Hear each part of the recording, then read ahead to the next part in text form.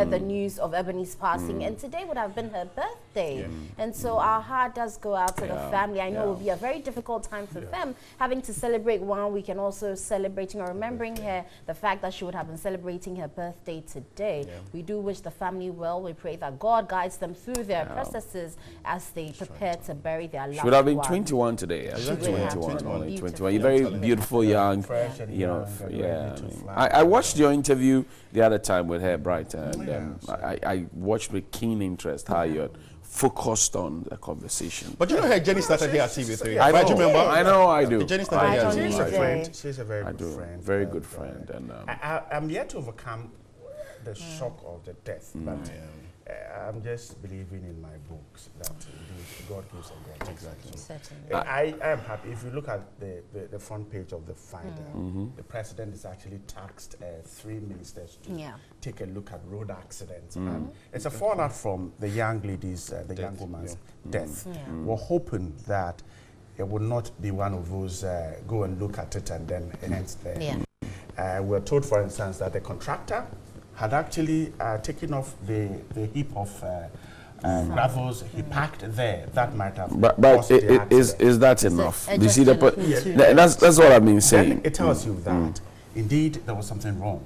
Right. Yes, but we're yet to be told the cause of the accident. And that's what I'm saying, that look, a week after the accident, the Highway Authority, under whose purview this road is, has not issued an official statement to say that it was because of A, B, C, and D. Not even the police. Not even the police. The police has also not, because when accidents occur, the vehicles will be tested, and then we will know the actual, cause of the accident. We have not heard that. Rather, we're dealing with prophecies, and we're getting some more prophecies as well. It's more like a banana republic where we pay people to do their work and we don't get the work done. 180. Yes, just in January. Yes, just in January. And can you multiply alone. this by 12? Just in January alone. And you know the funny bit is that we always do the calculation. 180 maybe times 12, it could be more, it could be less. Exactly. So we do the calculation, say 3,000, 1,800 people dead. And then what?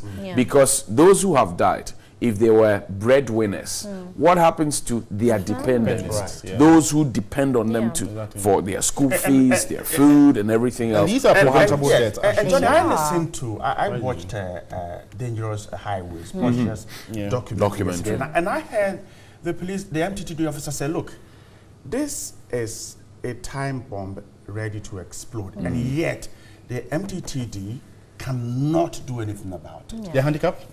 But what can they do about it? Okay, so you're surprised, you're shocked. So we know people can be killed here. And yet, there's nothing we can do immediately, even though it is preventable.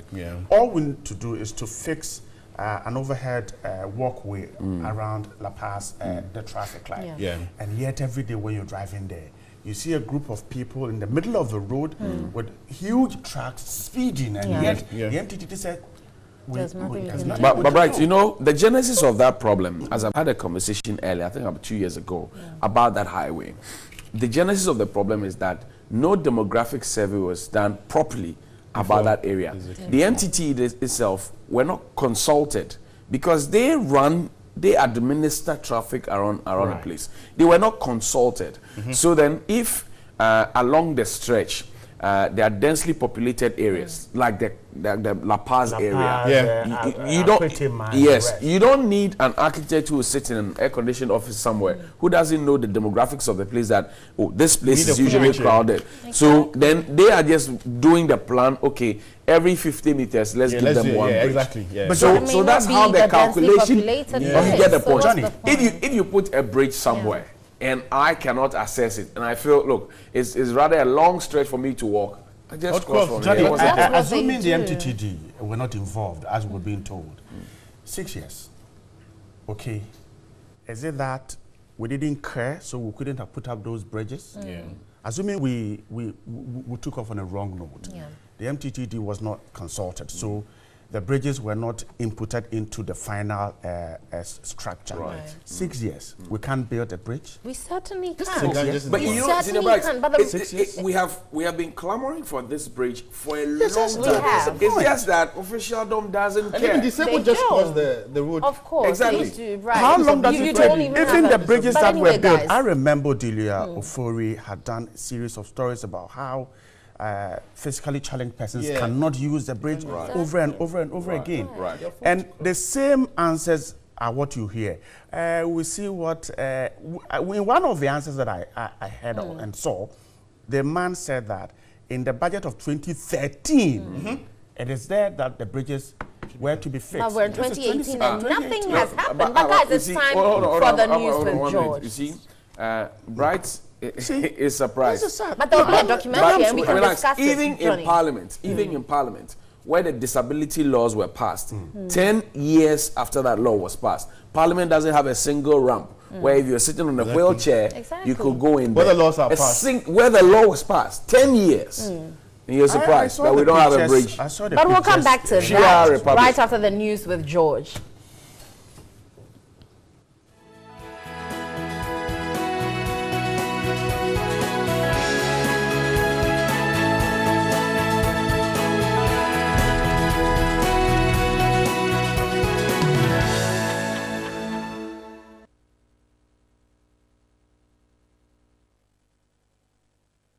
I'm George Quinn. It's time for news here on NewDay. On to our very first story. Parliament has passed the Special Petroleum Tax Amendment Bill, but the minority says a subsequent reduction of 33 pesos in the price of petroleum product is insignificant and has urged government to scrap the entire tax. The Special Petroleum Tax Bill was brought to Parliament under a certificate of urgency and was thus taken through all the stages.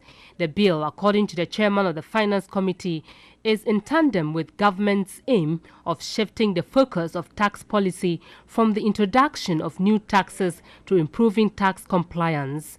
The committee's report indicated that with the passage of the bill into law, petrol price would be reduced from the present 4.67 cedis per litre to 4.51 cedis per litre, whilst diesel will sell at 4.48 per litre instead of the current price of 4.67 cedis per litre. But the minority says the reduction is insignificant.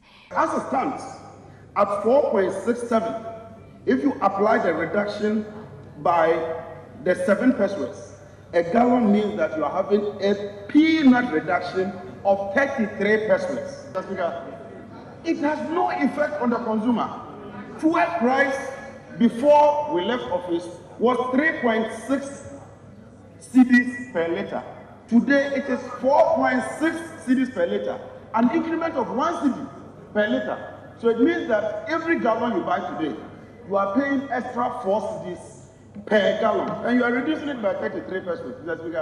I would propose that even as we agree to this, the Honourable Minister should just fulfill the promise of scrapping what they describe as obnoxious and take away the entire levy. For anybody, Mr. Speaker, to suggest that the reduction in the price of fuel is insignificant and therefore not enough, it's not fair to the President or even to this House, because we are talking about a reduction of 47.9 million Ghana cedis.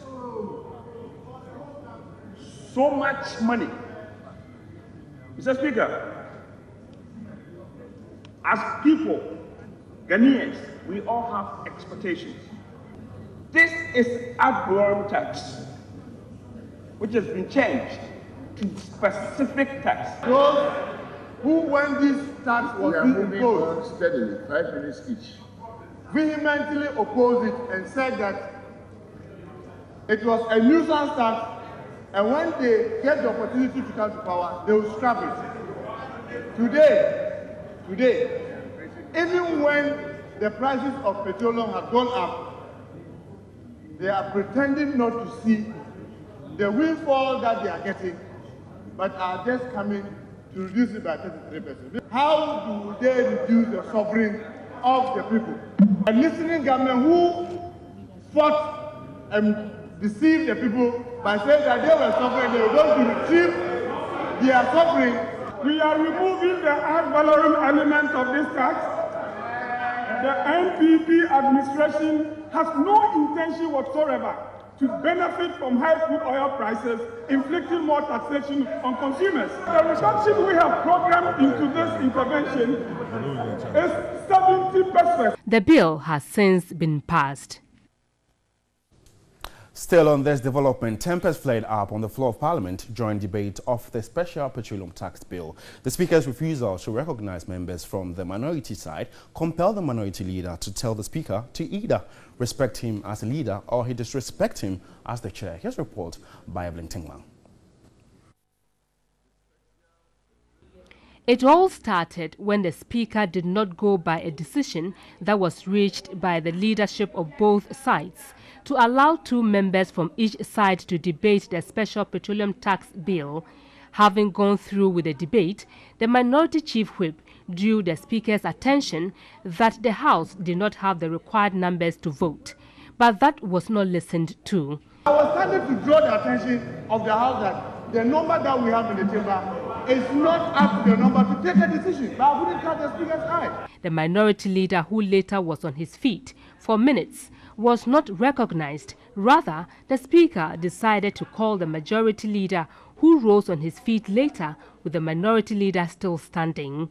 This Haruna Idrisu did not take kindly to. Speaker, I'm sad the way you have treated me as minority leader. I stood up before the majority leader. You owe me that courtesy and that respect. You owe me that courtesy and that respect. Mr. Speaker, you cannot, even after hearing him, you were still not decided whether to hear me or not. All I'm voted to do here is to speak, and as minority leader, to speak to the rules. May I respectively, I'm not here to talk about quorum. May I draw your attention to Order 130 and why I was on my feet. And I'm within the rules and within the standing orders. And you must respect the standing orders. Mr. Speaker, you see, you are chair of this House. You must hold us together. So if I rose, Mr. Speaker, you owe me. I don't want to ever disrespect you. But if you invite me, I will. If you invite me, I will. Yes, I will. No, I'm the minority leader. I don't have space to talk on the standing orders. Earlier, the use of the word deceive became an issue. In debating the President's State of the Nation address, Minority Chief Whip had said that government had deceived the people, adding government had failed to ameliorate the sufferings they claimed Ghanaians were going through during the electioneering campaign. But Deputy Majority Leader Adwoa Safo did not agree to the use of the word deceit.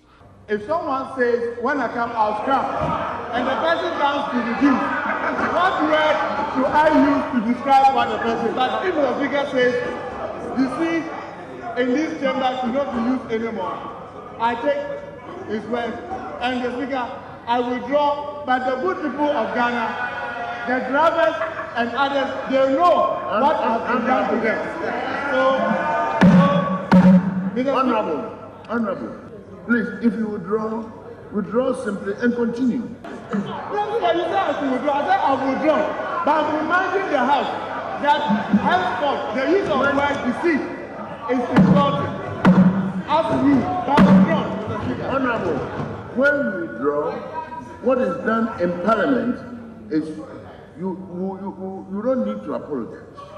But you will continue with your argument. You will not run a commentary. MP for Sanerigo, ABA Fuseni, laments the Speaker was biased. By truncating, by preventing, especially on issues that he finds very discomforting to government, he will make sure that he will curtail debate. And that is not the way a Speaker should run the House. The Speaker, even though we know he's a representative of a political party, that is the MPP which brought him here. But once he sits in the chair as a Speaker, he has a duty to be fair. He's not a monarch. And that's it by way of news this morning here on New Day. My name is Josh Quinn, and we are told about 300 lives have been perished on the N1 highway 6 years after its commissioning. And we'll be having that documentary aired right after this break. My name is Josh Quinn. Enjoy your morning.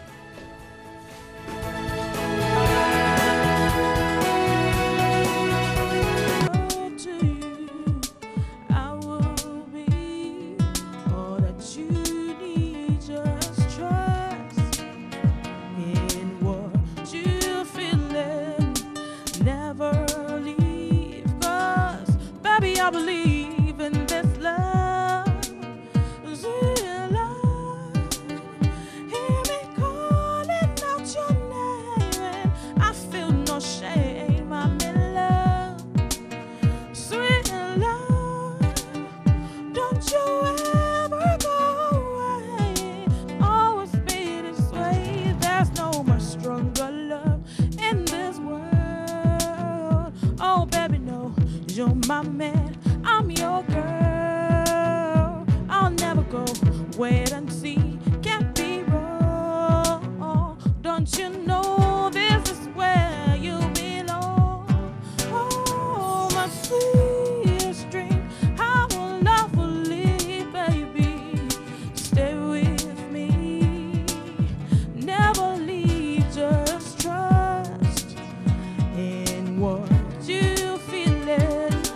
Never leave, 'cause baby, I believe in this love, real love. Hear me calling out your name, and I feel no shame. I'm in love, real love. Don't you ever go away. Always be this way.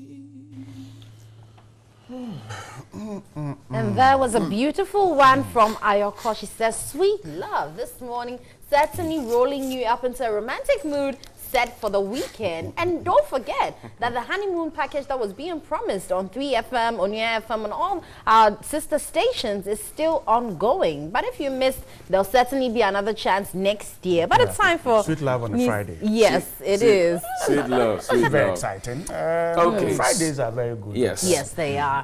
That's when you get to meet those you really love. Yes, on Oh, Friday. only Fridays, yeah. But some of us Friday meet nights. us before. Like weekends, weekends. No, but even if you meet him or her, you are unable to socialize because either you're working, you run into the office. It's a busy week. But on Friday, Saturday, Sunday, and you meet him or her, there's a lot of time to Can plan for food and jobs. Yes. Anyway, guys, but you remember we told you about Portia Gabos.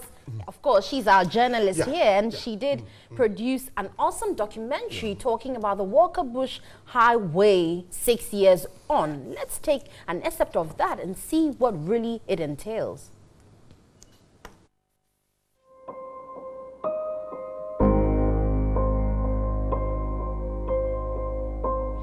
In 2008, Ghana's then President John Agyekum Kufuor decided to name a future 6-lane highway after a president of the United States of America. Mr. President, in appreciation of your many kind gestures towards Ghana and other parts of Africa, and to immortalize your goodwill to us, my government has decided to name this road, this very strategic road, after you. Henceforth, it will be called the George Bush Motorway.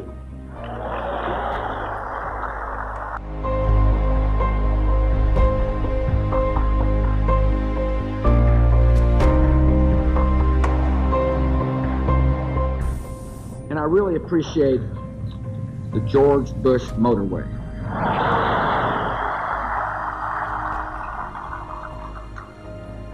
The next time I come and ride on the George Bush motorway, I promise that we will not shut the highway down.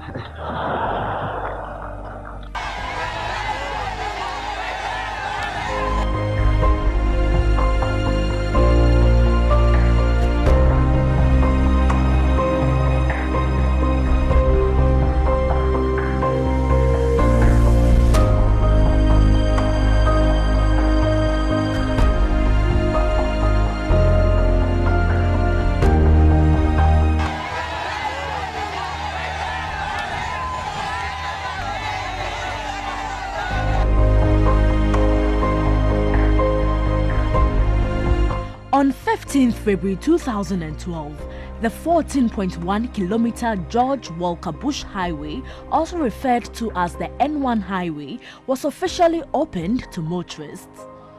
I am happy for two main reasons. The first one is that President Agyekum Kufuor agreed to be here this afternoon. As you know, he initiated this project. They started and we finished it. The important thing is that it is a Ghana project.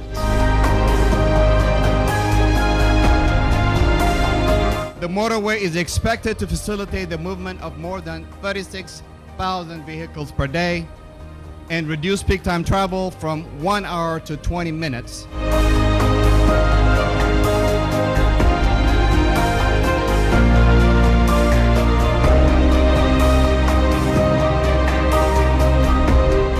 Funded by the US government's Millennium Challenge Corporation at a cost of $175 million, the purpose of the highway was to address the bottleneck on portions of the stretch which caused delay of exports and imports, especially at Malam Junction. 6 years after its construction, the joy that came with the commissioning of the highway has turned to tears of sorrow for families who have lost loved ones.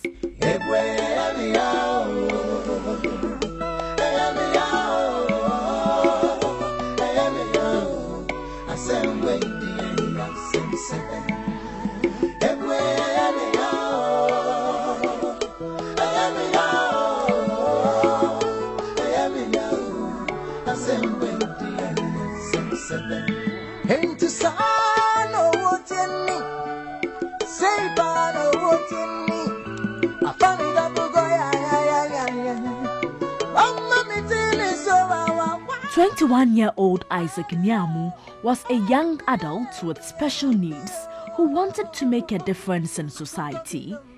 He died while crossing the Abekala Pass section of the N1 highway on 18th June 2017.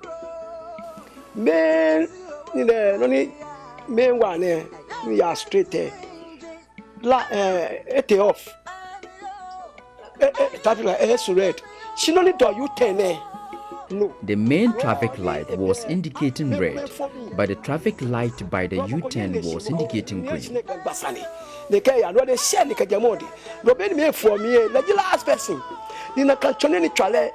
Full speed, top speed, ni slow. People were crossing. My son was the last to cross. A car at top speed approached suddenly and hit him. She speed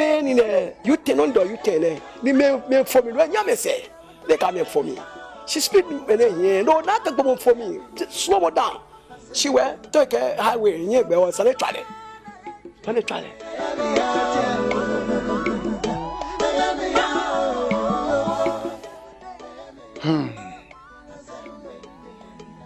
It's not me who got to say what is happening in that very spot, because everybody knows, and even the top men, they know what is happening there. They have to do something about it. You have to do something about it. You know, at least you guys get a record since the George Walker Bush motorway when it was completed. See the accidents which has been happening there. What are we waiting for? What are we waiting for? We still wait for people to lose their kids, people to lose their family, keep on losing their family before we take action. At least 1, 2, 3, we have to know that what is happening there. We have to do something about it. But they don't care. But why? Just want to know why.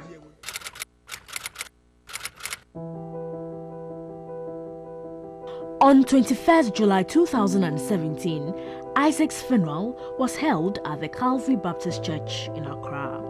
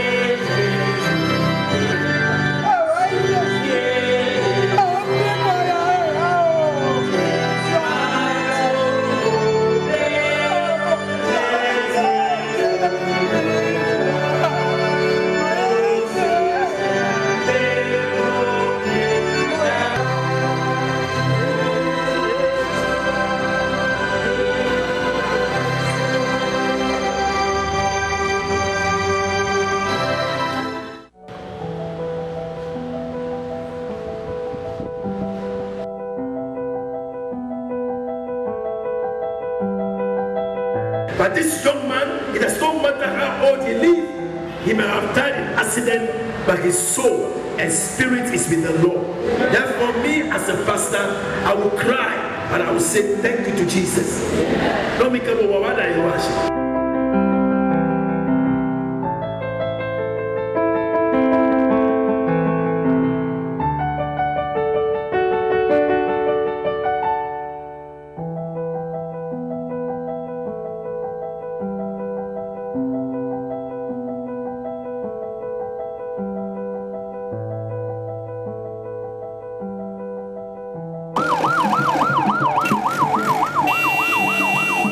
Isaac is not the only one to have lost his life on the George Walker Bush Highway. Statistics from the Motor Traffic and Transport Department of the Ghana Police Service show as at December 2017, 295 persons alone died on the highway. Over 3,000 road crashes have occurred on the highway, injuring 1,876 persons.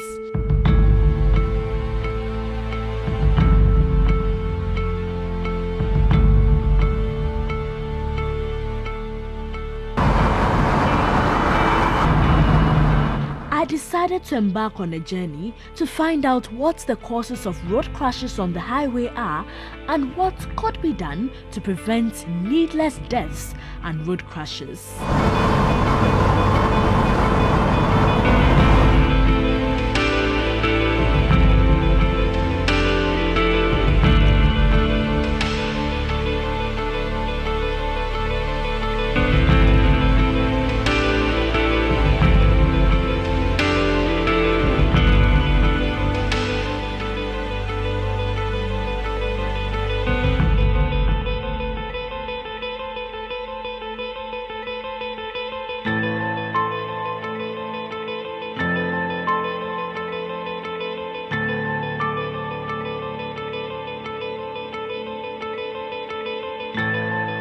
The scenes here can best be described as chaotic. The Abekalapa section of the N1 highway is a hotspot for road crashes, and here's the reason.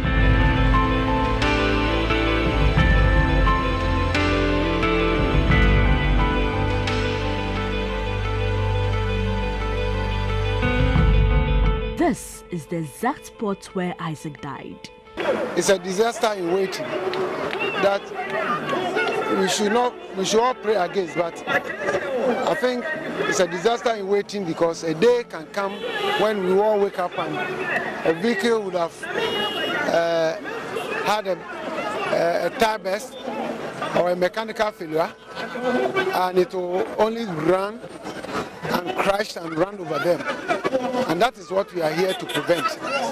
And so we think that the current use where the pedestrians are taken to the middle portion who are though willing and are permitted to stand and wait for vehicles to pass before they also cross from the median is very dangerous and it's unacceptable.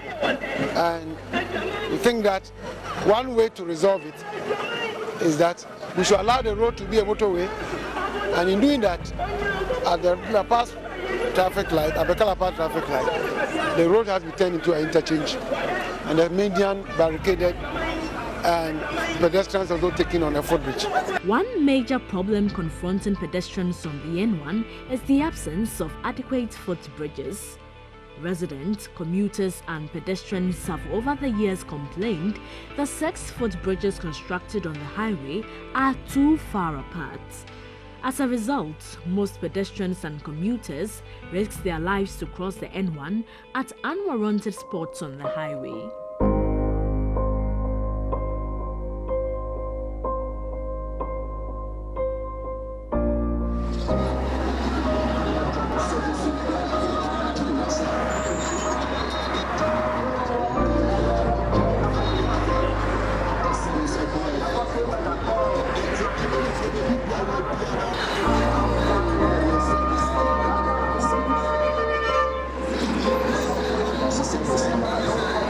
In July 2017, the Member of Parliament for Kaikwe Central, Patrick Yabuama, petitioned the Ministry of Roads and Highways for more footbridges. And I wish everybody or every family that has lost a dear one my condolences, and assure them that I'll continue to speak on this issue and pray to God that the good Lord touches the heart of the President and the Minister to attend to this matter.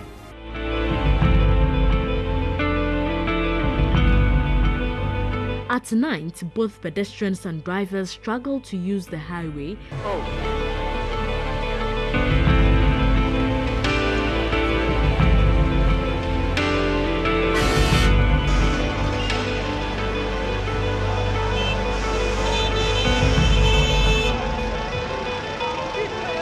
Say you tell no mo ye no as ko mo ye you tell ko say say no mo bro ko no enti say mo free achimota won't The cars negotiating the curve at the Abekala Pass section of the M1 stop in the middle of the road, preventing pedestrians from crossing. Those drivers over there, they don't stop. If another vehicle here refuses not to stop, then what will happen to those standing in the middle of the road? So that's our main concern.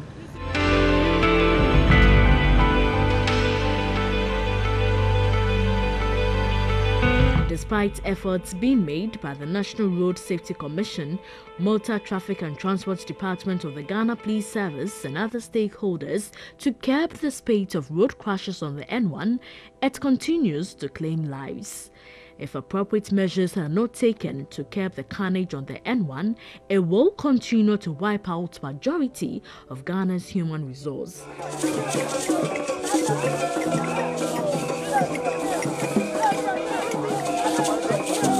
If action is not taken now, next time you hear of an accident on the George Walker Bush Highway, someone close to you could be involved.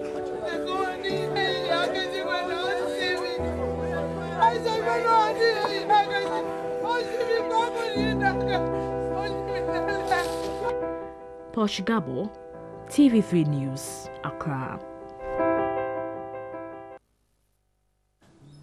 Well, that certainly is unfortunate news there. And 6 years down the line, we still haven't heard any good news. But I'm sure this documentary would at least reach the ears of stakeholders to make sure that they put footbridges on the N1 so that lives are not lost just because there's no footpath for them to use rather than crossing the street anyhow. But Bright is standing by with Ayoko to talk and delve into her life and how she's gotten this far. Bright. Right. So it's a Friday and we're trying to get into the relaxation mood, and sure you heard that sweet voice and Ayoko there doling out those sweet vocals to you there. Ayoko is right with me here. Good morning once again. Good morning. You're looking good. Thank you. Yeah, and you were thinking about sweet love. Most of your songs are about love? Mostly, but not all. What does love mean to you? Love means a lot. Mostly denying yourself first. I see. So that's why you have most of your songs talking about love. But who is Ayoko standing right in front of me? Ayoko is a very humble person, creative, and mostly shy. You're shy? Yes, I am. And yet you sing before people. How are you able to do that? Music is a lot to me. So me singing is me coming out, me being loud. So it helps me in controlling my feelings and bringing it out anyway, anyhow. Tell me, how did you get into music? It was it by fun. an accident or something? It was for fun, accidents, because it started in high school. You know, songs come out and you want your friends to know, oh, I can sing, I can sing. Not can sing, but like I know what's on, kind of. So it became a piece I hidden for some time, and now it's all I have. You love doing it? I love doing it. And you're not going to stop? No. What is pushing you on? A lot. Tell me about it. Why do you prefer doing music than any other thing? Because you know words weigh much in our lives, and music is all about words. It's all about saying someone's feelings or someone's thoughts. That's how you can sing and people get emotional. People will be like, oh, that's my story, but it's not actually theirs. It's actually feelings that you are connecting to them. So for you, communication is better done through music? Yeah. Now, where are you taking your music to? As far as I can go. Where do you want to go? Across the world, end of the world, beginning of the world. And that means that you put in a lot of effort. What is involved in your rehearsing, your trying to write what you sing, or perhaps learn what others have sung? What goes into you putting together what you do in terms of your rehearsals? And how hard are you working? A lot goes into my rehearsal, my time. Time as in, sometimes it's so hard you feel like giving up, but then you remember you're not doing it for yourself, although you are the one standing in. There's a lot that goes into music that people don't know. You see all the glam, all the emotions, but there's a thought behind you holding all this, bringing it out together, because it's not easy. It's not easy. And so you're not giving up? No. Are you ready to come out with your first album? So ready. You're very ready? Very ready. When are we expecting? It's almost done. It's almost done? It's almost done, yes. It's an EP, actually. Well polished? Well polished. I have an EP, so... Oh, I see. Yeah. I'm sure I get to get the first copy. How big is it? It's big from the heart. It's big enough. It will touch many hearts, I guess. Yes. All right, so that was your call there, trying to spice your Friday mornings and put you into a weekend move. So join her. She's taking us for a break. It's just about hitting the top of the hour. She's taking us into a break, and then we'll tell you more about her later on. Stay right here on New Day.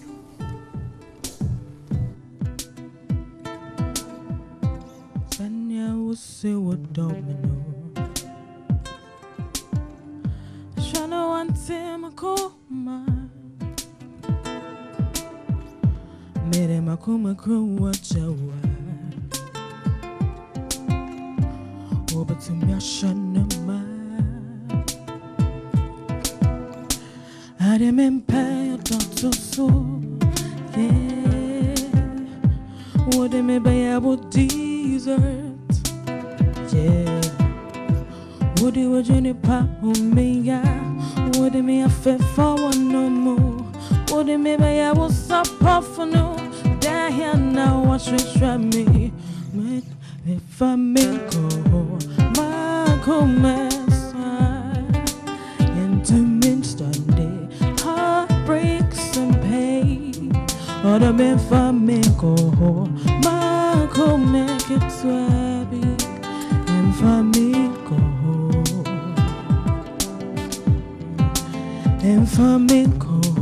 my comments, it's happy.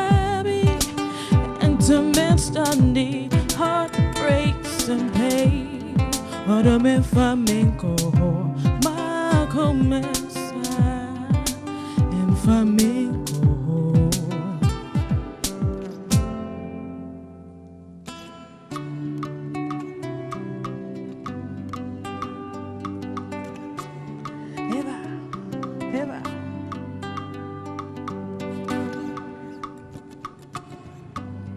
Heblano é já sempre igual muito fefé. Esse homem wobe me cache me wo ne bate me imbilake oblano me ni sane e kamiake e ye oh yo ya ni bo kamia. When you're married and yet tema in Kaboya, yeah, in Kaboya, joy.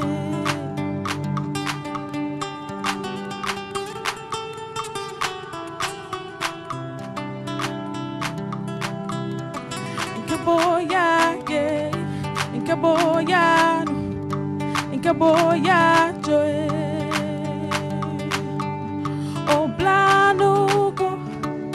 Jasepe, igual muito fefé.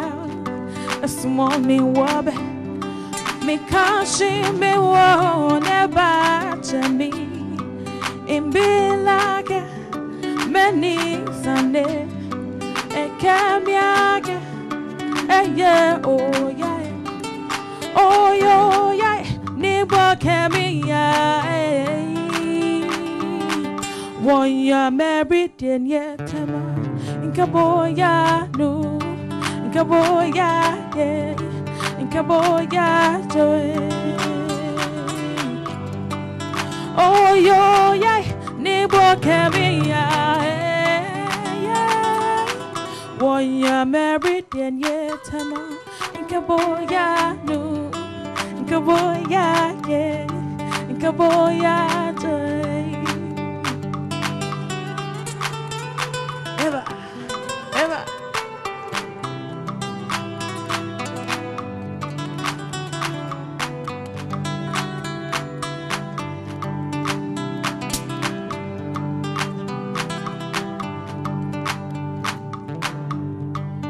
Oh, yo, yeah, never can be, when you're married, and yet, in Kaboya, in Kaboya.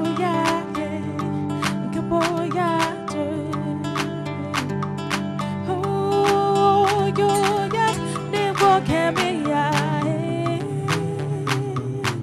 When you're married, and yeah, in Kaboya, yeah, in Kaboya.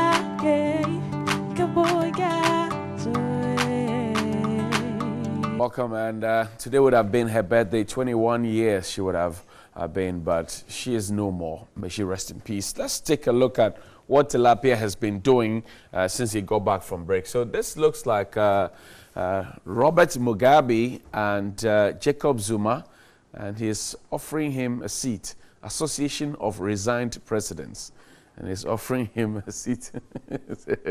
And to who you see pressure. So that's what Tilapia has been doing. There's perhaps another one I want to show to you quickly on 3news.com. And keep your messages coming in regarding the highways, the dangerous highways, the documentary I just showed you. Tell us what you think about it, and let's push for it, an agenda to make sure that we get adequate bridges here out there to save more lives. So, okay, this one looks like the Martin Benz Kaiser Amidu. Okay, and majority leader is standing on a stool. Why though? Because he's tall. So why is he standing on a stool? Okay, there's Honorable Kujatua Blackwell and Honorable Muntaka Mubarak there. They are searching him. Okay, so this is the vetting. They're doing a very thorough vetting of the man. 181 questions, close to 8 hours. Were they satisfied? I'm sure your guess is not as good as mine. but we will make progress in that direction. Let's see again the weekend review, what Tilapia has been up to. No way for cow milkers. It was a very popular thing that Mr. Martin Amidu said that he says Ghana is not a milking cow.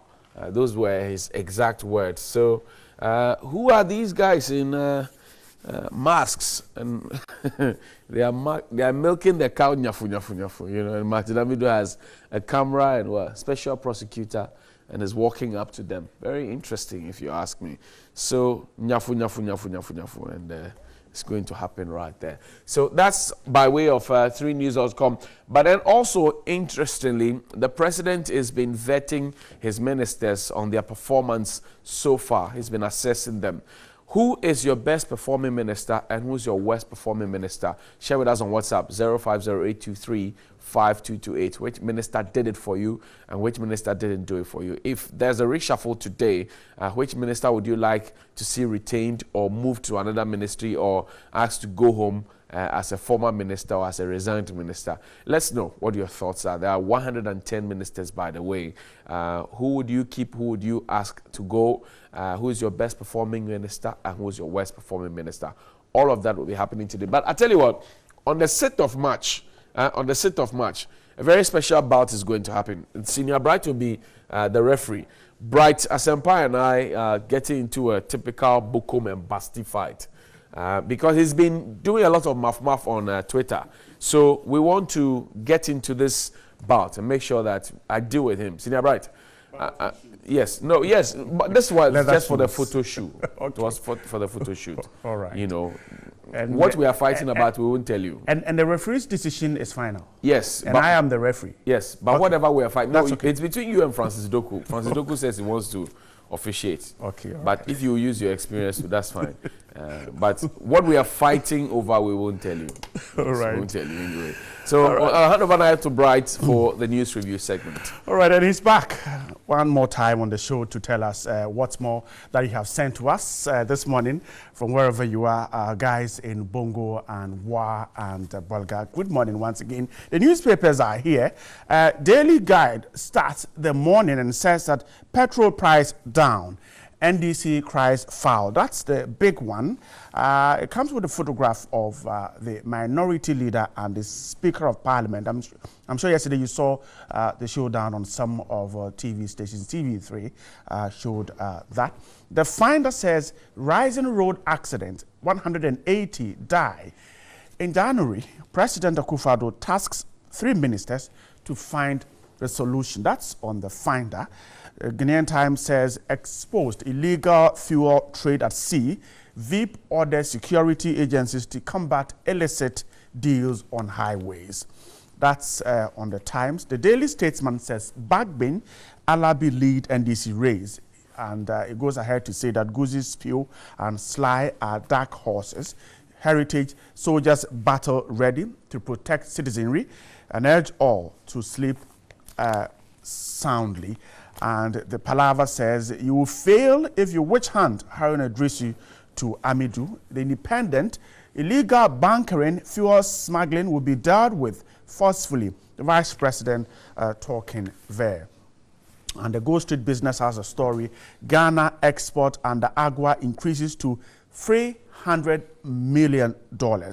But add value to your raw cocoa. Sullivan urges. Those are some of newspapers I have this morning. This is the newspaper review.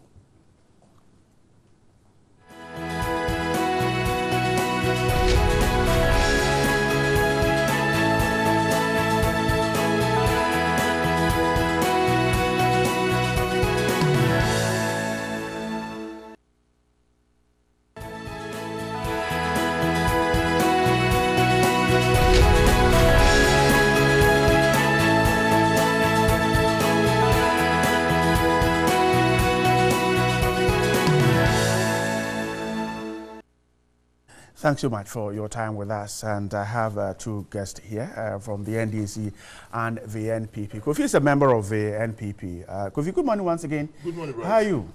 I've been well. Great. I've been here for a while, so now I'm a full Ghanaian now. Yeah, you are. That's why I just went ahead to say that you were a member of the NPP's communication team, Kofi Ameyave. And then Fred Agbenyo is Deputy Communication Director of the NDC. Fred, good morning to you. Good morning. Hope you're doing great. By the grace of God. Yourself? Okay. I'm also fine after taking some rest. This morning, a lot of the pages here are talking about the petrol price adjustments. The Daily Graphic puts the story this way. It says that fuel prices go down as Parliament passes the special petroleum tax bill. A story by Musa Jafaro says that Parliament yesterday passed the special petroleum tax amendment bill 2018 to reduce the special tax from 15 to 13%. With the passage of the bill, the ex-pump price of petrol will go down by 3.39%, while that of diesel will reduce by 4.14%. The bill, which was passed under a certificate of emergency, amended the Special Tax Act 2014, Act 879, and provided for a change from an ad valorem rate to a specific tax rate on selected petroleum products. We were told that the Finance Committee of Parliament, the chairman, Dr. Mark Esibeyeboa, said in the estimation of the NPA, upon the passage of the bill into law, the price of petrol will reduce from the present 4.67 cedis per litre to 4.51 cedis per litre. Diesel will sell at 4.48 per litre instead of the current price of 4.67 per litre. He said, with the deregulated market, the price calculations by the NPA only showed indicative ceilings and not necessarily the actual prices at each pump station, since the oil marketing companies were free to sell comparatively or competitively below the indicative ceiling. Dr. Sibeyabua said the passage of the bill will bring relief to consumers of products. We're told that the President has assented to the bill, which means it is now a law. Quickly go to your various pump stations and let us know how much they are selling. Kofi, let me start with you. We're told by the Deputy Finance Minister that this government is a listening one, and so the downward adjustment in the prices. Is government satisfied that the consumer will be satisfied with the 2% cut on this tax? Good morning to you. Good morning to Fred and to your viewers and those also listening.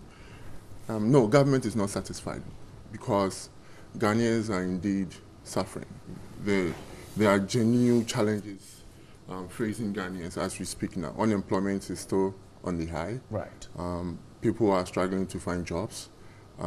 We are stabilizing the economy. That does not necessarily mean it has to translate into the lives of Ghanaians. So we believe we can do more. We believe and we genuinely understand that Ghanaians are not doing so well at the moment, just because of the fact that where we have come from was not a good one. The wounds that were left to us were not just bruises, they were deep cuts. So there's a need for us to heal those wounds and make sure the scars are taken away as well.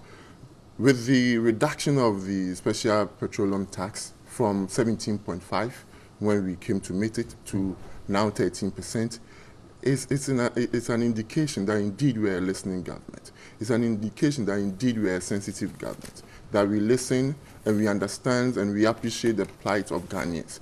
That's why we have reduced it. You see, when you go back and look at the history of this particular tax, it was an indication and it was a manifestation of how the NDC were abysmally performing with regards to the economy, because the import of this particular tax was to raise revenue to cushion the economy.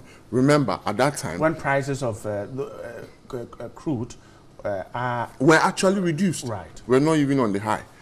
But because we didn't have money, because our economy was doing so bad. Remember, within that same year, 2014, Ghana's currency was the worst in the world, not even in West Africa. And remember, the World Economic Forum Global Competitiveness said that our budget deficit was the worst. In fact, they ranked at 141 out of 144. And remember, we also went to Senche in 2014, around the same time later when they introduced this particular tax. Then later on in April 1st, 2015, they went to IMF for a bailout. Clearly an indication that one, they can raise revenue, two, they can manage the economy, or they can be disciplined with our fiscal policies, and three, slow growth. So for me, we are indeed a listening government. We did not go to Parliament to increase taxes, to do well with the economy.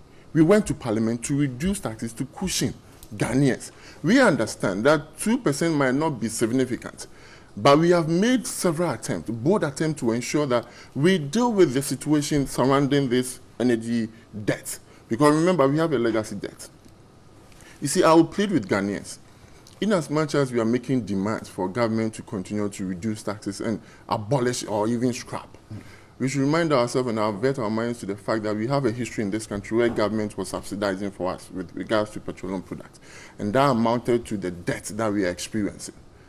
Sometimes, somehow, I do understand why they introduced the ESLA, the Energy Sector Levy Amendment, to increase to about 20%, as it were, whilst even the world crude price of was selling about $37. So for me, clearly, to answer to your question, MPP is a listening government, and you see, it's not just about the special petroleum tax that we have, reduced.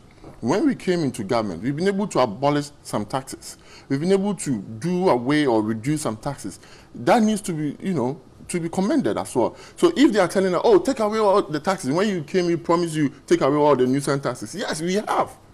If you are talking specifically with regards to the special petroleum taxes, we will do that in due time, because it will be taken off. That I can't sit here and promise, but I know we are taking steps, bold steps, to ensure that we take away not just this tax, but any tax that we deem are not helping the good people of this country. So that's exactly what we are doing. So clearly, indeed, Marcus it's right in saying that, yes, we are sensitive, because remember, anytime we go to Parliament, we are either reducing taxes or putting money in the pockets of Ghanaians. But our friends here, when they go to Parliament, they either increase taxes or take money out of the pockets of Ghanaians. That's not what we've been doing ever since we came to government. So yes, I know we are struggling as a people. I know I buy food. Nobody buys it for me. I buy it myself. I don't get paid. I'm unemployed. Right. And I feel it. I've been here for 2 months, and out of the 2 months, I realized an increase in about 20 pesos. Because when I came, it was 4.4. Now it's 4.6 something. So clearly, it's tough. By the end of the day, now there has been some slight reduction to about 20 pesos again, so you'll be going back to 440 or somewhere about. So it's not the best, but it's good for now. And we've been given a 4-year mandate, not just 2 years or 3 years, 4 years. So let's see what will pans out as we go forward. I'm grateful. Kofi is a member of the NPP's communications team. Fred, let me quickly come. So the minority yesterday, after the passage of the bill, held a press conference and urged government to remove the tax. You have sure listened to government and why it thinks that gradually taking off the tax is the best way. Why do you think the tax must go? Well, Bright, thank you very much, and good morning to your viewers and yourself and my brother. Well, I think that it is not NDC which is necessarily calling for the tax to be removed, but it's the people of this country who are reminding the government that prior to coming into office, you made a promise that the tax that was the special levy tax was not a good tax, and that when you come into office, you are coming to remove the tax. So the people of this country are already reminding you that the promise that you gave them, please fulfill the promise. And I don't think that by saying that they are asking for too much. I have heard, I don't want to call it a lamentation of my brother and how things are terrible and how things are bad. I remember before the elections, President Anado, then candidate Anado, told us that there's so much money in our economy. He's been a minister before.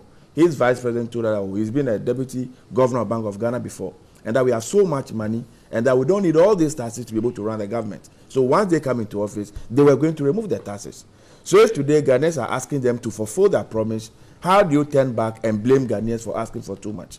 Bright, where we sit today, let them tell us what percentage increment has come on petroleum products since they took office. Since they took office on the 7th of January 2017 up to now, they should tell us the percentage increment, more than 24% percentage increment. in the price of petroleum products. So if today you go to parliament to reduce by 2%, and then quickly you have announced to the whole world that you want all of us to applaud you, it's our own business. The good thing is that everybody who buys fuel lives in this country. The taxi drivers, the tractor drivers, those who use fuel for other commercial activities, they are living in the country. So if you are saying that you are putting money in the pockets of Ghanaians, Ghanaians are watching you, Ghanaians are listening to you. If indeed your government is putting money into their pocket, they are the best judges. It is not me alone. It is true you also go to the filling station to buy fuel. Several other people go to buy fuel. Not too long ago, you saw our taxi drivers demonstrating that the price of fuel is just skyrocketing, just going up and up and up, and that government must do something about it. Now you go to parliament to reduce by 2%, and you say you have done something. We have come from a place up until we got to where we are now as a country, Bright. Long before all this challenge, before the special levy was introduced, remember at the time, energy problem that we had in this country, government had to be buying crude oil at a point VRA was spending about $3 million a day in buying light crude oil, able to power the thermal plants. Now, by the grace of God, we came into office, we have built the chewable gas. You have regular gas supply. You are no more spending money on that. We have invested so much heavily in the energy sector. We have brought up new plants that are all working. So you are not doing any investment in the sector like we did. So if you cannot reduce or fulfill the promise that you made to the people of this country, and you come and sit here and say lament and say that when NDC was in the office, it was worse, we will leave that to the judgment of Ghanaians. If indeed NDC was doing everything correct, I don't think they would have voted us out. So this is not the time for you to come and tell Ghanaians what you inherited. I see. You know about the situation before you come into office. So you think genuinely that the tax can be taken off and government won't suffer any revenue setbacks? Right, they are managing the economy. They know what we have in the kitties. I don't know. So they said they know any time when government, any time we even put our figures, they told us they were not good figures. They were not the right figures. And that they had the right figures. And so they know what is in there. So should we accept when they say that because of the wounds that or the gap that was left by the previous government, they need to slow down in taking off this tax so that they can rake in a very weak argument. Every government inherits assets and liabilities. The assets that this government inherited are far outweigh the liabilities. And so you cannot make that argument. I have said that today, if our energy sector is stabilized, electricity is stabilized for having electricity, it is because the investment that John Mahama's administration did in that sector. Tell us one investment you have done in the energy sector since you took over office. Tell us. The government all the money, the loans you have contracted. The government says the problems we're going through was not that of inability to produce, but the money wasn't there to buy. Right. Tell them to close down one of the plants, just one plant that was brought on board during that the crisis period, and see what will happen to this country.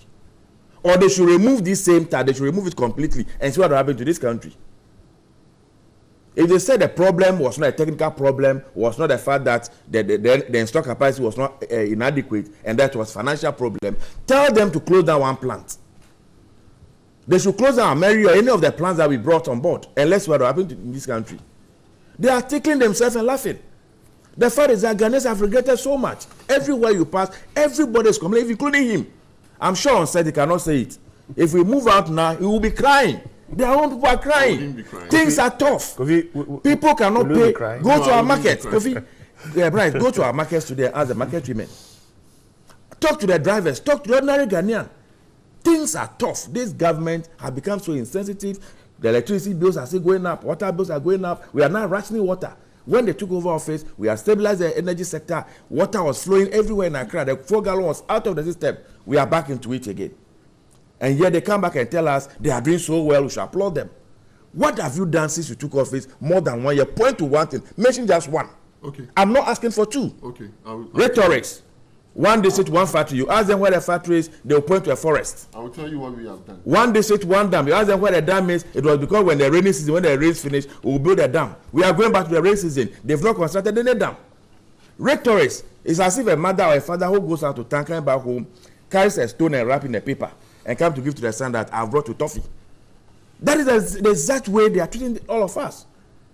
This government simply doesn't care. They just don't know what to do. There's absolute confusion in the entire system. So this reduction won't benefit us. Right. That's what you're saying. Will it benefit you? There's a reduction. Will it benefit you? Because you know what they do? Can I just land? Anytime they're going to the increment, they don't announce it. You go to a filling station in the morning to buy fuel, and it's at a particular price.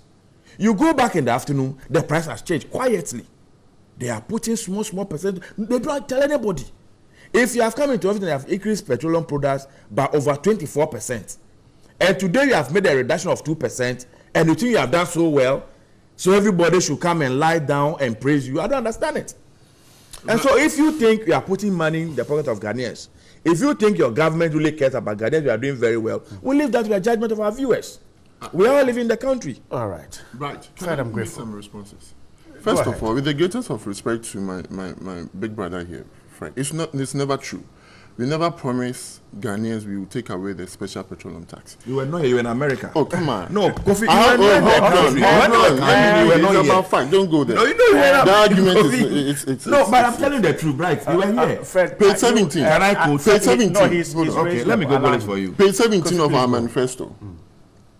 Shifting the focus of economic management from taxation to production.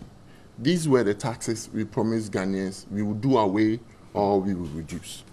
1, reducing the corporate tax rate from 25% to 20%. Removing import duties on raw materials and machinery for production within the context of the ECOWAS Common External Tariff Protocol. Abolishing the special import levy. Abolishing the 17.5 VAT on imported medicines not produced in the country.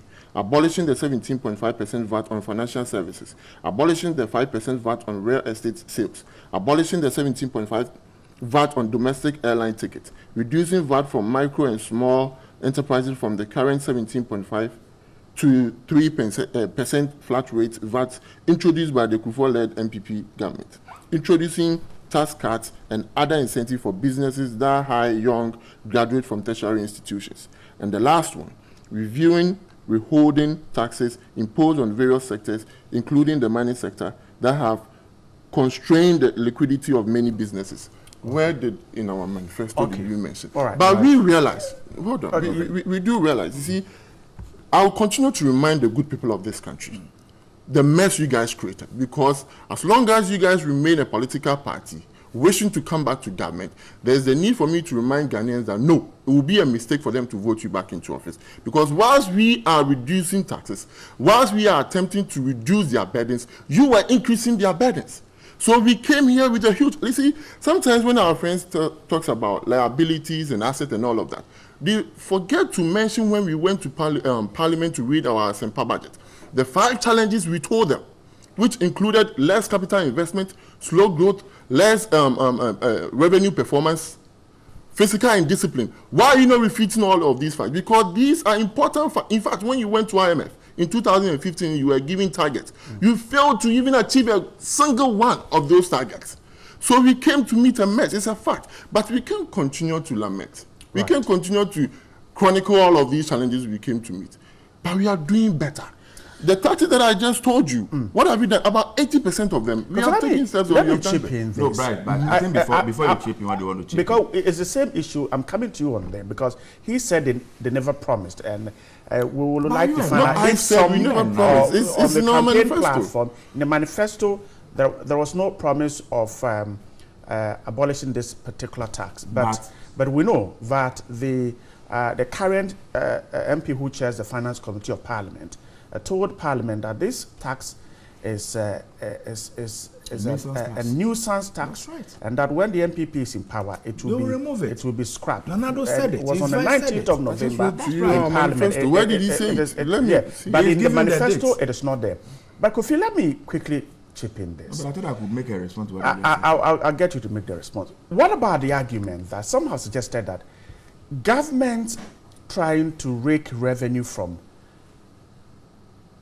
fuel prices is a lazy way of managing an economy, and the government should remove this tax and find a way to make revenue? To be fair to this discussion, it's true, because you see, where I live now in the United States, they increase prices of fuel every now and then without necessarily announcing to the people.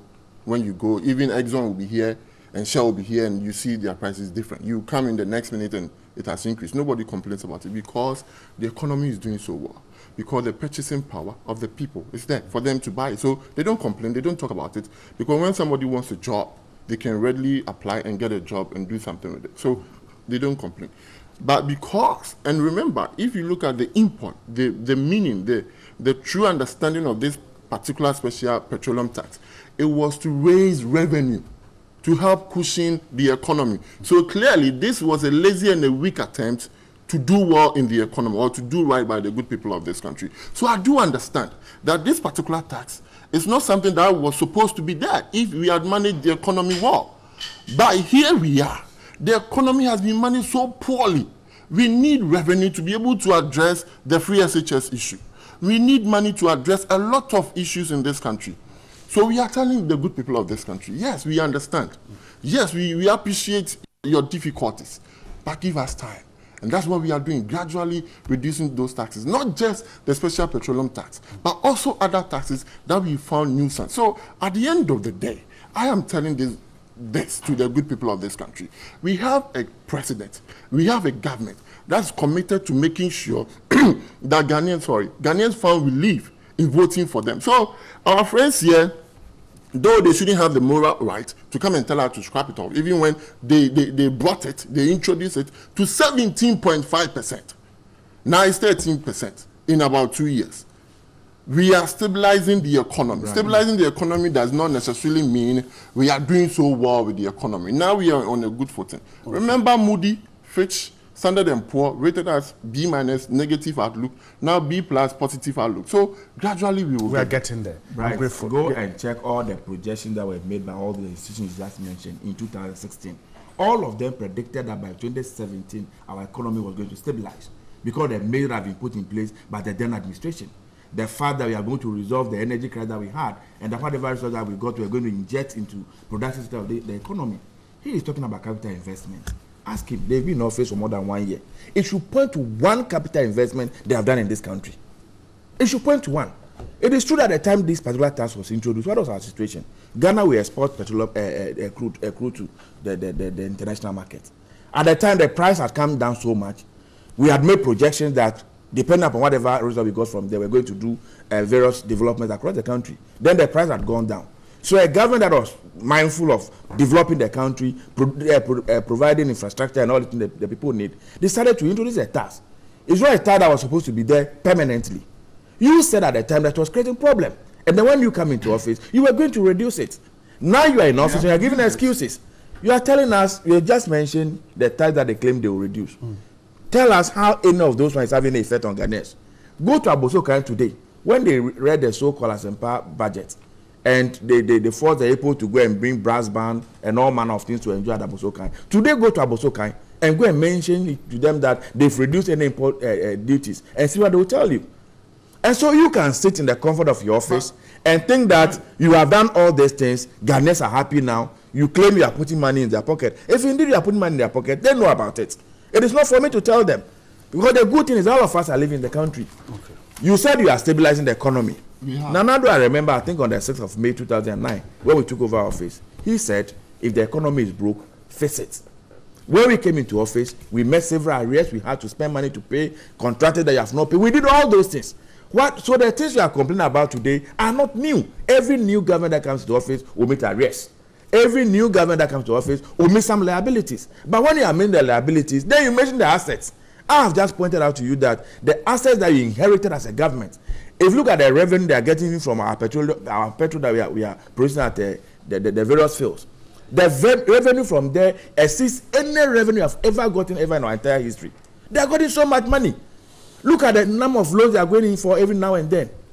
Tell them to point to one thing they have done with their loan. They've not built a hand hoop anywhere. They have not built any school anywhere. No hospital, no water, nothing. All right. And so if you tell me you are doing well, that's your problem. You see, the loans he's talking about. Could we wrap up in just 2 minutes? Let's talk about road safety. We go for the loan for two major purposes.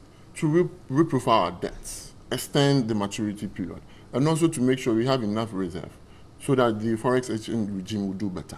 So what are you talking about? We didn't go broke because we want to that is what you're for. Of course, that's what we said. Yeah, I'm grateful. I mean, in terms of investment in the country. I'm grateful. Let me go to the finder.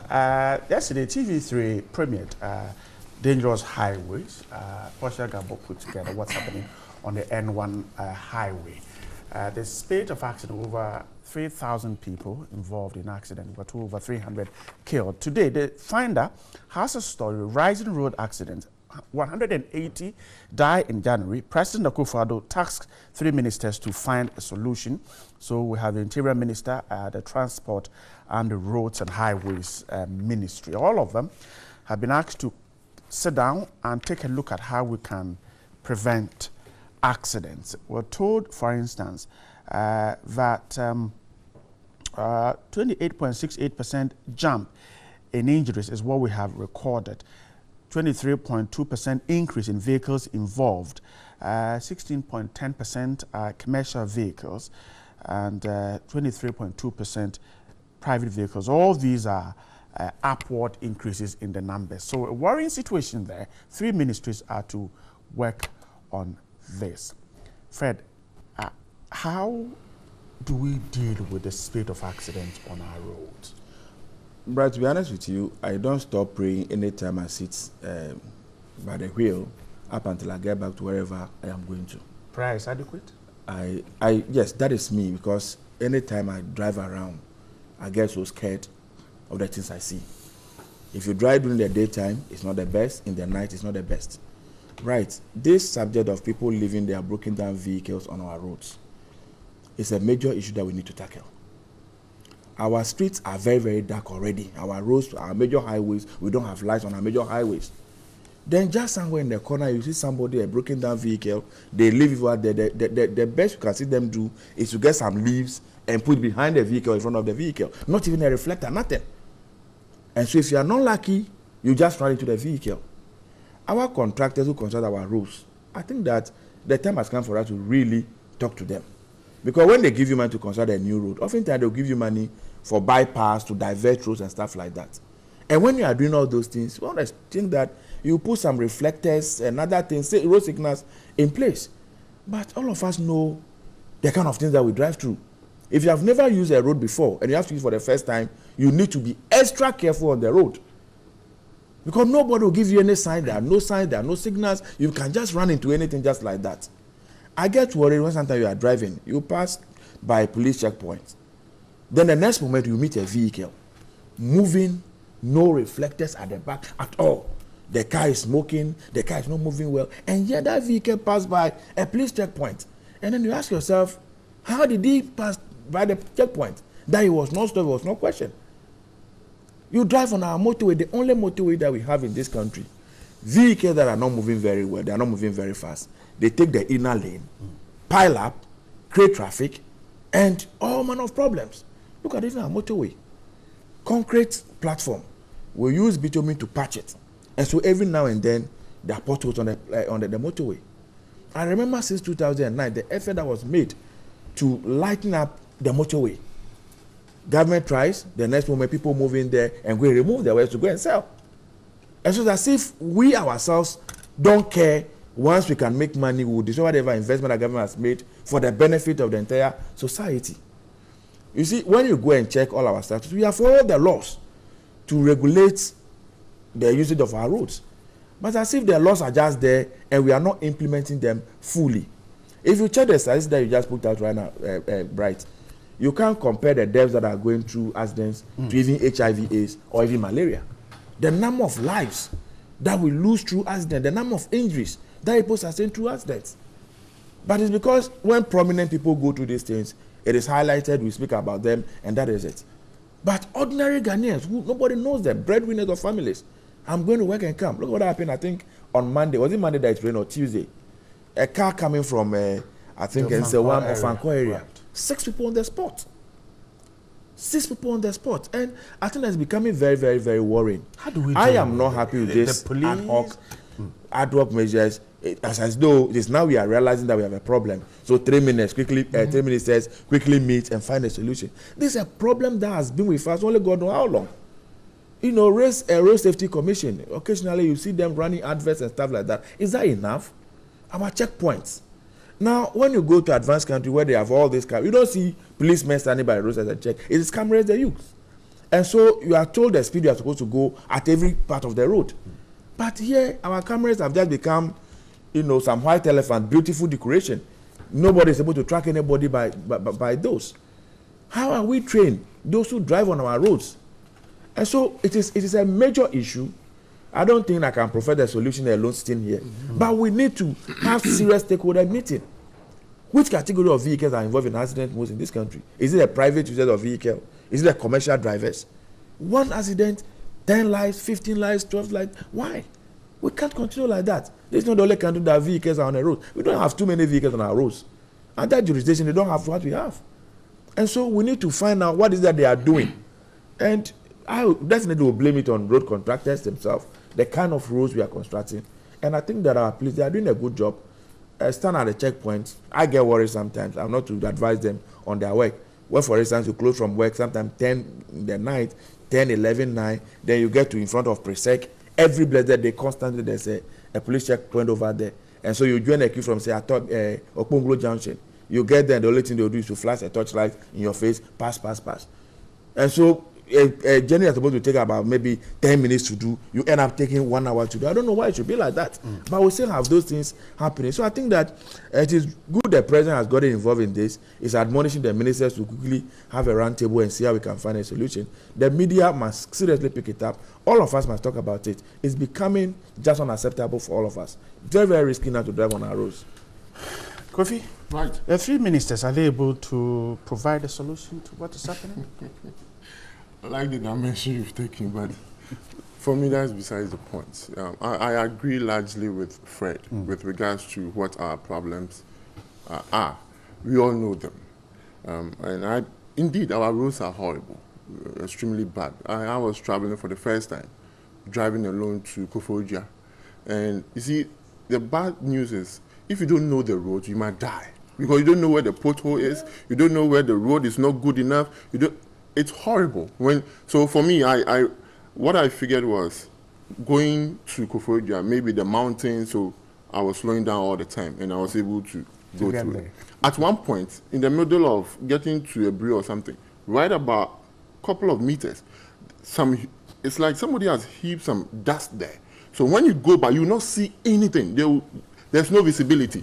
You don't see a car coming from your left or your right or your back. You just pray that you can be able to get to the good side of the road and then see your way clearly. That's horrible. And then the other part is, for me, how our drivers, especially commercial drivers, use the parts, the spare parts, the second-hand parts. It's also a huge contribution to, because you see, one thing is funny when you are living in the United States. When you go to a mechanic and you tell the mechanic there's a problem with your radiator or water pump, they don't fix it for you. They will tell you to go and buy another one. Even if you should lose something that they can ward, or they will tell you get the whole thing.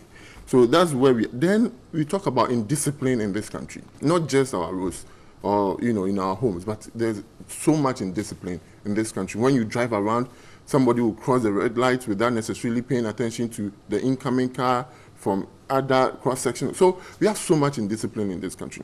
The last point I want to say, contributing to all of these deaths, it's our greed as a people. We are greedy. Because when you realize some of the deaths that have currently occurred, it's because he wants to speed up and get to his destination and come back because he wants to make the money at the end of the day. The contractor, instead of him to do the right thing, he wouldn't do it because of some money he would put into his pocket. The contractors on the road, not greed on the part of contractors or on the part of the ordinary Ghanaian, but politicians and civil servants as well. Because of money, because of corruption, they will take the money and put the money in their pockets, realizing that without a proper job being done, because they didn't use the full amount they were supposed to use for that particular contract, people will die as a result. But moving forward, what can we do? I believe we need to use technology. One thing I didn't like about these Ghana Post GPS was its inability to tell us if there is something on the road. Because when you go to the United States, you realize there is a GPS called WAS. If you are driving in about 500 meters, it will be able to tell you if there's a car stopped over there. Even if there's a stone on the road, it will tell you there's a stone on the road. Even if there's a hazard on the road, it will be able to tell you there's a hazard. Then the one thing the police doesn't like, that if there's a police ahead of you, it will tell you there's a police ahead of you. And I would have loved that we use that technology in this country. It will help a great deal. Then we talk about the fact that we need a CCTV. You see, in an attempt to formalize roads, on a road, in an attempt to formalize the economy, I want to also see a situation where when you overspeed, when you speed off, the camera will take it, bring your bill to you, and if you fail to pay your fine, you know, your license will be taken away. Even in the United States, they will arrest you and put you in court because you sanctions. Yes. And then the last point I want to make is that, you see, moving forward, in the United States, I had to go for my driver's license test for 5 times. Before you pass? Oh, yes. In Massachusetts. 5 times. Because when you make a single mistake, you are denied. But in this country, what do we see? Everybody is given a license. My brother tells me when you go to the port, those guys who drive the long truck, they don't know how to drive. They are just the small boys there washing the cars and sleeping in the cars. 1 minute you see them in a car driving, no license. Because when the police stop, I don't recall the last time. I remember anytime the police stops me, the first thing I do is take off my wallet and give them my license. Then they ask me, what do I need your license for? So indeed, we have a problem in this country. But one other observation. Quickly, when you drive around our cities, you know, these signboards that people are just mounting. They block views. They block views. When they are entering to a main road, people put all manner of signboards to block the entire view. And I think that the AMB and the various assemblies should regulate. The other day I was driving around Laboni, and I was right at the intersection. I wanted to make a left. The signboard. I could not see what is going on. But have you taken a look at the N1 highway? I mean, the accidents because there are no footbridges on it. Because have you used that since? Of course, all the time. It's sad. I don't want to sound political. People struggling to fight drivers. I don't want to sound political with it, but provisions were made for all of this. But our brothers, you know, Fred, I don't want to. But no, I think when you put it that way, all right. I'm not going to. I'm not going to go. There were provisions for all of this. As for me, this is about Ghana. It's not about politics. No, I'm just saying. That's why I didn't make. I didn't mention it. But the point I'm making is that political point. I get worried if you get to a place like La Paz. We don't even need a footbridge. These days, what people are doing even out there to do this underground. An underground. Underground canal for people to pass through. Because ask about the disabled who cannot climb the footbridge. How do you expect them to cross the road? Look at the question about. We are doing the same. How do you expect the disabled to? Because we don't even make provision for them in most cases to be able to even use their wheels to climb. So another bridge or something will do. It is so serious. Bright and Fred, you see, sometimes when you look back and you look at our problems in this country, we should give a political party at least 16 or 20 years. Because the problems in this country cannot be fixed. My goodness. Okay. Even if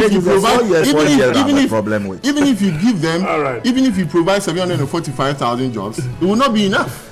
Gentlemen, I'm grateful. We have to wrap up. Yes, we'll show you dangerous highways. Portia will put that together, and she'll be joining me very soon. Kofi Amia is a communication member of the NPP. Fred Agbinyo is a deputy communication director of the NDC. You sent in your comments. We'll read them. Stay right here. You very soon see dangerous highways, and then we'll have more coming up on the show.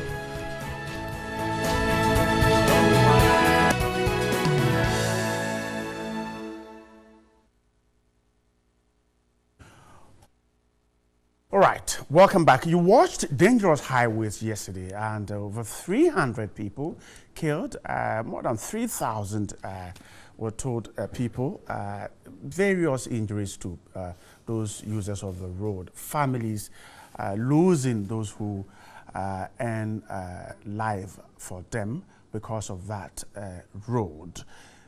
Portia Gabo put that together, and she's here in the studio. Portia, good on once again. Now, you spoke to a couple of people, the MTTD, the Road Safety Commission, the Member of Parliament of the area where that road runs through.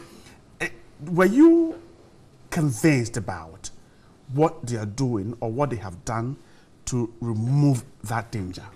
No, Bright, I wasn't convinced. At all? At all, because many efforts have been made to... It's even gone to Parliament. It's been raised on the floor of Parliament, and nothing has been done about it. 2013, there were supposed to be even speed ramps for, not speed ramps, but ramps for the disabled to be able to use to access the highway easily. Till now, nothing has been done about it, and they blamed this on the IMF program, which the MP for the area did deny because, according to him, if the IMF should know about the carnage on the highway, they rather will come in to support. So it's been a back and forth thing, right? Does it show that they really do not care, or perhaps the usual thing we hear, the rhetoric that we don't have the funds to fix our challenges? Exactly. And just this year, we did hear that there was inadequate funds in the road fund.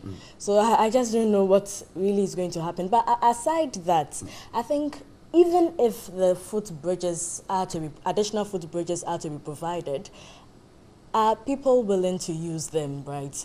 So rather, people are saying, let us rather strengthen efforts in making the fenced railings there so to prevent people from scaling over. Because even if with the footbridges even there, you see people crossing in front of the footbridges because they don't want to use it. Now, if that is the case, we hear efforts being made to get the footbridges.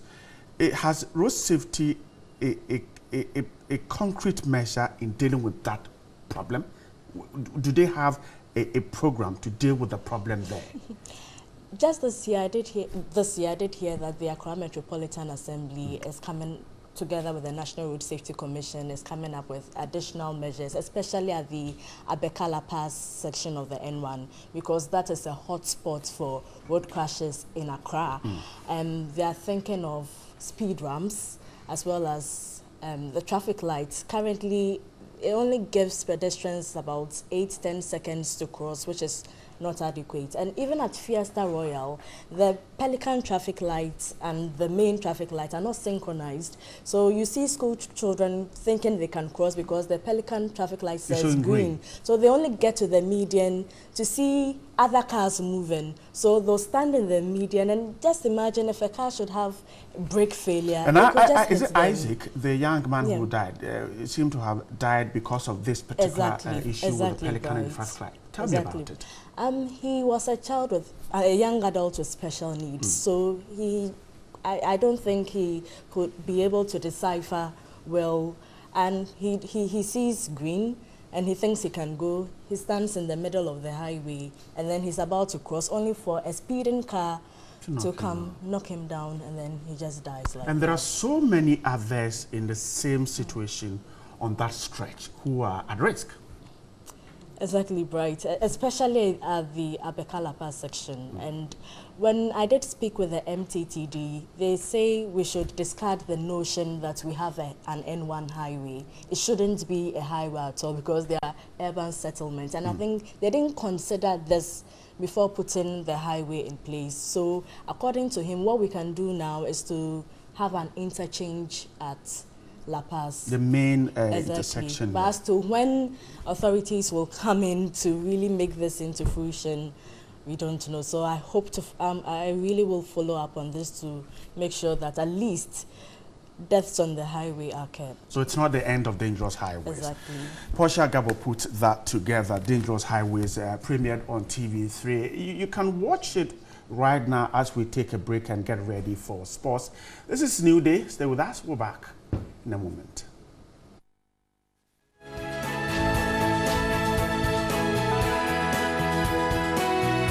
Welcome back. Let's have a conversation about culture, about film, about domestic abuse, about everything that has to do with fashion as well. Elikem Kumoji is a tailor and is joined us here with Diallo Sambri, who's also speaking on behalf of Black Panther, plus Makiba and Rhoda. Ladies and gentlemen, welcome. Thank you. Good morning to all of you. Good morning. Good morning. So today, exactly 1 week ago, Ebony passed.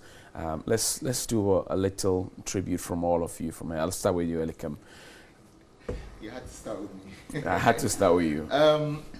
So as we all know, Ebony had amazing talent. So my condolences go to her friends and family. I've had special contact with her, and I thought she was such a happy and amazing personality. So we're all sad that we've lost, I mean, Ghana in general have lost such great talent that could have taken us, I mean, outside the shows. I've represented Ghana on a big platform, so I know how it feels like to, you know, to be seen out there. So, you know, I just hope we get another Ebony soon. Right. To take Ghana somewhere. But may so rest in perfect peace. Amen, amen, amen. Rhoda? Yeah, like he said, we have lost an amazing talent, and it's really sad. I don't want to tear up. So my condolences to the family, and I pray that God makes you strong, and it is well. It is well. Makiba?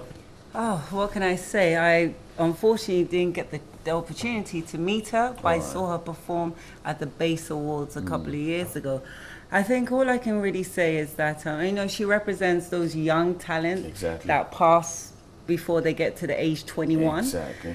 We have definitely lost a gem, and it's a really sad situation. All I can say is condolences, not just to Ebony, to the other two people and their families who passed away. Curry. And it's a loss. It's a child. You know, it's a child. She was young. Yeah. So, you know, at least we got the chance to experience something wonderful. And the people coming up, you know, the music can only go higher and more, you know. Absolutely. Thank you, Makiba. Yeah. Diallo, take a final bite on this. Well, I'm the only one on the, I'm the only guest here from the U.S., so I can say, really, I guess on behalf of her U.S. fans and those around the world, she was a wonderful talent. She was a beautiful soul from what we can see. Obviously, I didn't know her personally, but I think the news shocked and hit the world as much as it did Ghana. So I think Ghanaians should know that she was loved. She represented Ghana well. Her talent was extremely strong and growing. So we hope that our family is covered with grace and mercy, and that her fans and her supporters embrace her well in her death. And I just think that a lot of people are feeling the pain from it. But as we know, such it is with life, but we're so grateful to have her for as long as we did. Grateful. So away from that, let's start talk about domestic abuse and pictures embedded in Black Panther, I think, or it's embedded in there as well. A bit of that, and perhaps we'll talk about gender parity as well in terms of acting and the roles that are available. Which one do we go to first? Domestic violence in we were looking like that cuts across for everybody. Of course, definitely. So let's start from you. Domestic violence. What I'll give it to you. Mama Share Ebony's song talks about domestic violence. Yes, definitely. Where have we got into in the run up to getting a U-turn from domestic violence?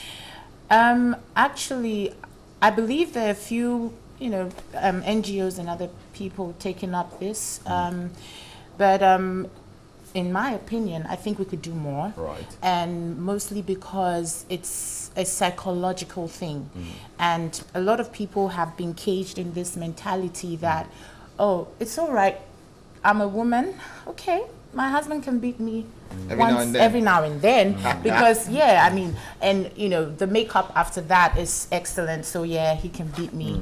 But then sometimes, you know, it's a misconception, and a lot of times women also feel stigmatized by this. They don't want to come out and say, okay, so I'm being beaten black and blue. So it's kind of like a hush-hush thing, you know, where, oh, don't talk about it too much. Hey, keep quiet, stay there, you know. But I think we're really a long way off from really actually making that U-turn that we're looking for. Elikem, somebody told a joke that, look, somebody sent a text and says, my husband brings out the best in me. And I asked, what does he do? He says he beats me like that tumpan drum. So he brings out the best in me. But tell me, what are you doing in terms of, you know, artistically to drum this message home? Well, that's exactly why we're here right now.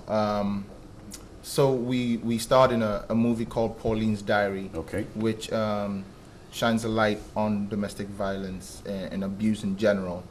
For the first time in my life, I actually watched myself on the screens and I thought, wow, like I played an entirely different role that I'm used to playing.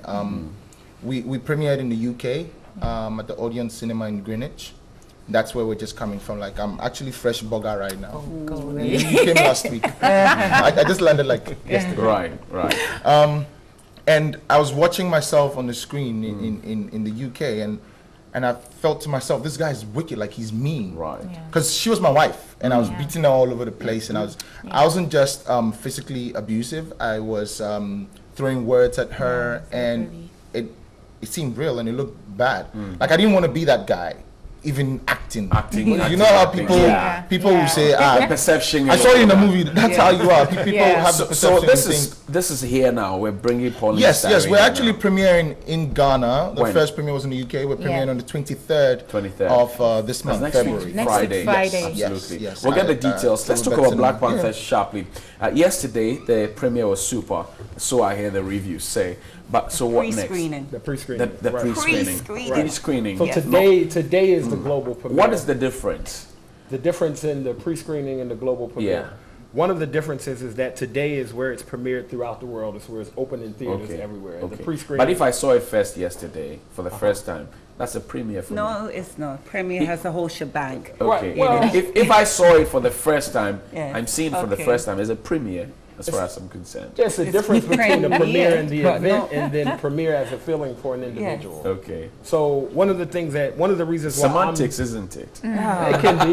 Don't let us start. So yesterday was the pre-screening. Yes. How did it go? Tell me about it. And I'm interested in the theme for Black Panther. So one of the reasons why we are here is to talk about the premiere for Ghana that we are doing this evening. That's one of the reasons why I flew from the United States. For us and for me, in my community back home, it's an opportunity for us to have a conversation about several things. One is the idea of reimagining Africa and what it is and what it can be. As you know, this is one of the first times that you'll see a positive black superhero on TV. Many people with children have celebrated other superheroes, but unfortunately there are superheroes that don't look like them, and there are superheroes that are not of their likeness.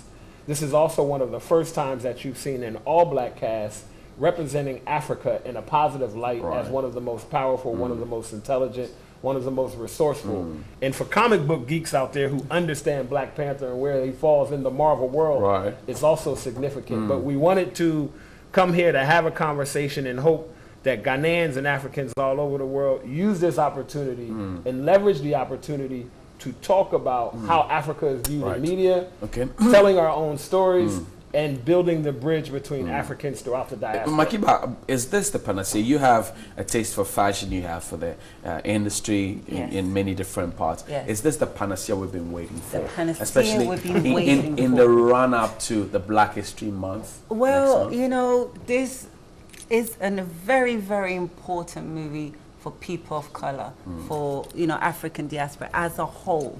Just like Diallo says. And the thing is, this time at least you don't see the negative films like we're not gangsters, we're not slaves. So this is a big deal. And in terms of fashion and the whole world of creative arts, I mean, everything is inside there, isn't it? You know, fashion, music, style, you know, the visuals, everything is in there. So it's just fantastic. You know, we all have to be behind it, because if the whole continent and people around the world, Black people, support this, this is just going to boost why is so it much taking for so African much time actors. for us to get there? I mean, the fight against people of God's color. time. Makiba. God's time. God's We time. had Obama, first Black president. Come on. And right now, Ghana's doing wonderful things. We've got fantastic president. So things are changing. It's just that time. Let's talk about the premiere. When is this happening today? What time, location? Tonight, Global Cinema in Waja. The red carpet is at 6 p.m. Cocktails first. Cocktails, 5 hors p.m. That's what makes it a premiere. It's an event. There are cocktails, there are desserts. It's not just popcorn. Maybe there's sobolos and everything. Yeah, so we've got 5, listen, we've got 5 p.m. cocktails, networking with so many celebrities, over 100 celebrities. We've got 6 o'clock, that's when we're really going to rock the red carpet. 7 o'clock, the screen starts, and everyone is anticipating. We're nervous. The magic. Wager Global Cinema. Okay. Next to Eddie's Pizza. Okay. Yeah, so don't go too far. Don't end up in Kaswa. Okay, and be on time. It's Friday. Friday. Okay. So we're not talking about silver bed at the West Hill. No. Okay. To be very honest, the whole time, people will go past and go to but the thing is, this is the VIP premiere. Okay, Global Cinema. So Global Cinema. So Pauline's Diary is next week Friday. Yes. Location as well. Silverbird Cinemas at Cobb Mall, Pauline's Diary, and on the 24th is the Silverbird Cinema at Wager at West Hills Mall. You see, Ghanaians a lot of us are used to the West Hills Mall. So I thank you very much, Diallo Sambri. Grateful for your time, Makiba Boateng. Can I just mention one thing? Let me say thank you to Rhoda Ampene and to Elikem Kumajina. What do you want to say? I just want to say, if you're going to support this, please dress in Afro-futuristic glam or African royalty regalia. We have to support Africa. I thank you very much. In my pocket squares, authentic Africa. We'll be back after this break. And I'm standing by, I'm told, Amma. Well, it wasn't a break there, but certainly I'm here because John Winner is joining me, and he is a gospel artist. But he'll tell me a little about himself. Who is John Winner? All right, John Winner is a frontline missionary, not just a gospel musician, but a frontline missionary. Yeah, I stand for the less and underprivileged. I'm the voice for the Lonely Society. Okay. Yeah, I stand for a special brand. I just don't do music. Right. I'm for the people that society is founded on. Okay, so where should we see John Winner in the next 5 years? VGMAs? Global BT Gospel. Oh, awesome. Awesome there. But how do you see the music industry, particularly the gospel one, in Ghana? I think they're doing well. I want to first thank our predecessors. They've done quite well. So they've created a path for us. So we're joining it and we're going to make it work, I'm sure. Right. But guys, I'm sure you can't wait to hear John Winner give you some interesting, amusing music. Certainly to set you ready for the weekend. But it's time to wrap up. We didn't have too much time here. But we'll see you same time next week. Monday will be myself, Johnny, and Bright. So it's goodbye from us here, New Day team. But John Winner will take us home. Thank you very much. You're most welcome. I'm doing a new single, Big God. All right.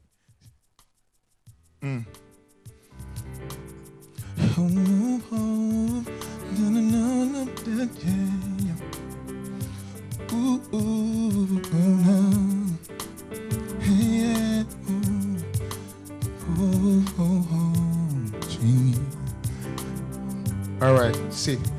Looking back to all the years and all the things I've been through, and all the tears. Now this is the journey of life, Our people just they watch you really talk. Our people just they hope make you fall. People just they wish make you drop. Oluwa give me songs make a drop. Now you see me wait a day and tell. Baba God he no be man, not lie. I can't explain no the things you to do for me. As I they walk out the street, the people take his selfies. Baba God he give me food plenty. Now they just play my song back to back. Now you know they see me get heart attack. You know be me do amo. And let do my red don't change my level. Hey, I give him all the praise with my whole life singing. Be God, be God. You know be man I told you. Be God, be God. Illuminated just do the bless. Be God, be God. You know be man I told you. Be God, be God. Illuminated just do the bless. The people wish to control me. They want you to take the glory. Hey, oh yeah, check my story. We are about to make a story. Baba God he did my body. So and I never worry. Hey, he no be man no. He know the thing evil for me. Oh be God, be God. He no be man I told you. Be God, be God. Illuminated just do the bless. Be God, be God. You know be man I told you. Be God, be God. Illuminated just do the bless. Meditate, oh yeah, concentrate. Make you know they lose God then deviate. You go elevate, we go celebrate. Very, very soon we go jubilate. Anything you touch, it go penetrate. Make you not forget, say it's by his grace. Just by His grace. Ooh, oh, be God, be God. You know, be man, I told you, be God, be God. Illuminated, just do the bless, be God, be God. You know, be man, I told you, be God, be God. Illuminated, just do the bless, Woo, woo, woo, say, you know, be me do,